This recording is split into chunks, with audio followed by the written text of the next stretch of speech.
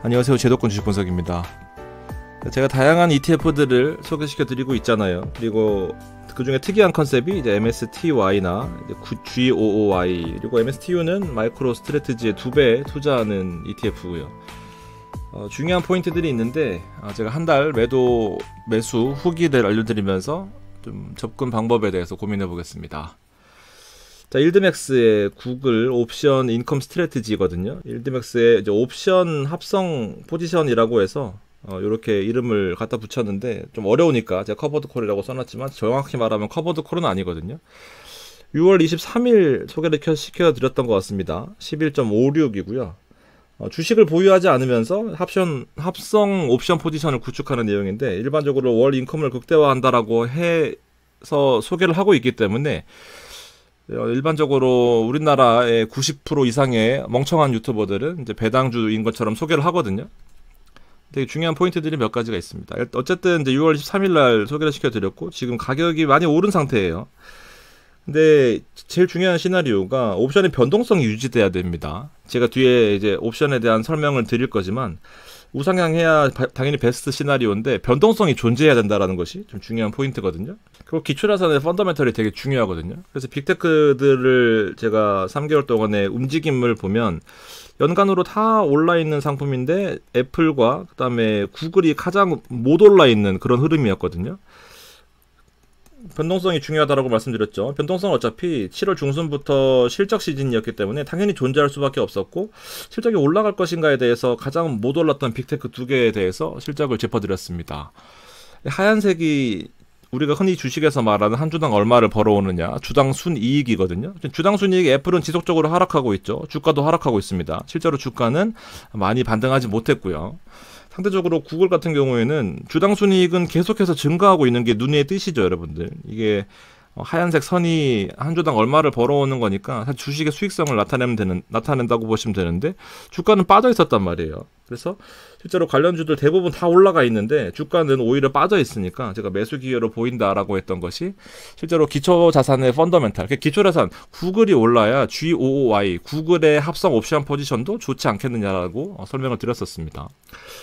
오늘 아침에 실적이 나왔거든요. 구글의 실적이. 그럼 보면 일단 큰 틀에서만 보여드릴게요. 되게 아랍어처럼 보이겠지만 이 매출의 성장률만 보세요. 연간으로 이렇게 성장하는데 8%, 13%, 그리고 앞으로는 좀 떨어질 것이지만 일단 올해는 13% 정도를 예상하고 있는데, 실제로 이번 분기에 예상치가 14% 나왔습니다. 더 많이 나왔죠. 그러니까 실제로 우리가 블룸버그의 전문가들이 예측하는 것보다 더 좋게 이번 분기 실적을 발표한 겁니다. 그래서 주당 순이익도 28%나 나왔고요. 그러니까 광고 쪽에도 성장하고 있고, 클라우드는 역시나 급등했습니다. 그리고 AI 기능도 그렇고, 캐펙스는 설비 투자 쪽에서 앞으로 우리가 계속해서 투자를 하고 공격적으로 할 여력이 있다라고 자신 있게 반증하는 거죠. 그러니까 실적이 잘 나오면서 주가가 팍 튀었습니다.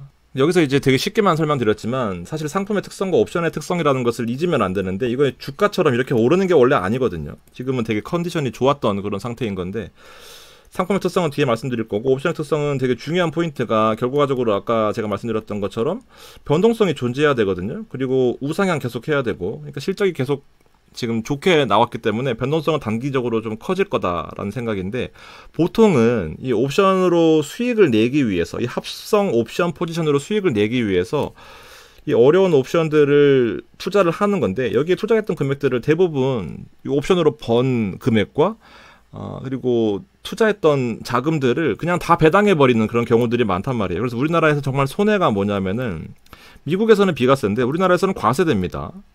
근데 물론 원금까지 같이 돌려주니까 세금 자체는 줄어들겠죠. 돈 번 게 없으니까. 그러니까 시대 차익이 없으니까. 그래서 이렇게 잘 활용하는 측면 중에 하나가 바로 세금을 좀 줄여보자라는 그런 포인트거든요. 쏙쏠로 돈 번 것을 실제로 배당과 원본을 받게 되지만 과표가 줄어들다 보니까 실제로 배당소득세 내는 것보다 양도소득세가 더 비싸니까 실제로 배당을 받고 세금을 좀 줄여보자라는 건데, 지금처럼 오히려 올라버렸습니다. 뒤에 말씀드릴 마이크로 스트래티지는 마이크로 스트래티지의 합성 옵션 포지션은 주가가 좀 빠졌거든요. 그렇게 보면은 이 두 가지 특성을 잘 이해해야 된다라는 겁니다. 그래서 잠깐 들어가자라는 거였는데, 실제로 옵션에 들어가 있는 이 포지션을 보면은 되게 내용이 어려워집니다. 이제는 대충 들으세요. 이거 다 이해하실 필요 1도 없습니다, 여러분들.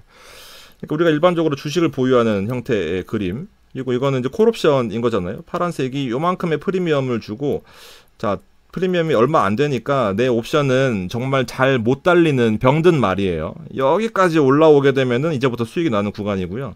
초록색 말은 프리미엄 1등 머리 긴 갈색 윤기 나는 말입니다. 말 그릴 수 있을까? 아이고. 에이, 괜히 그랬네. 에휴. 병든 말이고요. 좀 멋있는 말죠. 멋있는 말. 하여튼 초록색 말이 멋있는 말이에요. 얘는 비싼 프리미엄을 지급하는 대신에 조금만 올라가도 수익을 발생시킬 수 있는 이제 콜옵션의 구조인 거거든요. 이게 콜옵션 매도에 반대로 뒤집어 놓은 거고요. 그래서 결국 합성 옵션 포지션이 되게 어려운 내용입니다. 콜옵션 매수, 풋옵션 매도인 건데, 이제 콜옵션 매수 그래프 요만큼 프리미엄을 주고 이 이상 올라가면 수익인 건데, 이 옵션을 사실 주식이 없는 상태에서 옵션만으로 투자를 하는 것이 이 합성 옵션 포지션이거든요. 이 돈을 내야 될 거 아닙니까? 막권을 사야 되는데 이 막권 사는 것을 요 풋옵션 매도로 사게 됩니다. 여기 프리미엄을 받는 개념이거든요. 진짜 어렵죠. 받는 개념인데, 하여튼 이렇게 두 개를 구축해 놓게 되면은 변곡점이 이렇게 몇 가지가 있거든요. 변곡점. 얘는 이제 떨어지려고 하고 얘는 가로로 움직이죠. 그래서 이렇게 움직일 거고, 이제 얘는 이렇게 가로인데 얘는 또 올라가려고 하니까 이렇게 됩니다. 그러면 이렇게 될 거예요. 그러니까 보면 진짜 웃긴 게 주식을 보유하는 것처럼 공짜로 투자를 할 수 있게 되는 거죠. 그러니까 이게 옵션 포지션인데 여기에 대한 되게 쉬워 보이지만 전제 조건이 몇 가지가 있다라는 거죠. 그러니까 어렵습니다. 변동성도 있어야 되고요. 기본적으로 우상향할 수 있는, 떨어지면 안 되니까. 풋옵션의 매수가 아니라 풋옵션의 매도거든요. 일정 수준 이상 떨어지게 되면 우리 커버드 콜의 콜옵션 매도 일정 수준이 상승하게 되면은 상승이 제한되는 것처럼 마찬가지로 이제 이것도 비슷하다고 보시면 됩니다. 자, 그래서 정리해보면 지금 일단 이슈들은 다 나왔어요. 실적도 나왔고요. 그리고 앞으로 좋아질 건지 뭔지 모르겠지만 앞으로 좋아진다라고 한다면은 본주가 더 좋은 흐름이 될 수도 있겠고, 변동성이 커진다라는 측면에서는 또 유지하게 되면은 실제 옵션의 프리미엄이 높아지기 때문에 배당이 늘어날 가능성도 있습니다. 그래서 정말 중요한 교훈 중에 하나는 자본금도 같이 배당하는 이 ROC 컨셉이 이해가 되신다라고 한다면은 실제로 유지할 거냐, 배당을 받기 전에 매도할 거냐, 배당 이제 대충 10일 날 나오니까 2, 3일 전에 매도를 하시거나 선택을 하셔야 된다라는 거죠. 그래서 제가 뭐 시나리오도 여러 개 드렸지만 본주를 투자하면서 이제 배당을 받는 컨셉을 설명드렸었으니까 사실 지금 상황에서는 개장하고 나서 급등하고 있는데 되게 베스트 시나리오였던 것 같습니다. 선택할 시기라고 말씀드리는 이유는 대부분의 이제 이슈가 다 나왔다라는 겁니다. 그런 측면에서 보면 이제 MSTU나 이제 MSTY 같은 경우에는 제가 MSTU는 정말 기가 막히게도 여기서 매도했습니다. 좀 신기하지 않나요? 지금 보면 제가 6일 전이니까 이게 7월 21일이네. 오늘이 24일이니까 대충 뭐 17일이잖아요. 여기서 매도했습니다.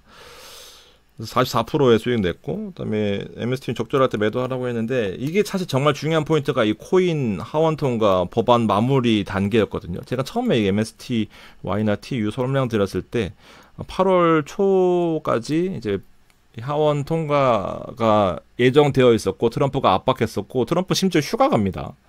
그러니까 이슈가 좀 사실 많이 죽었다라고 보시면 돼요.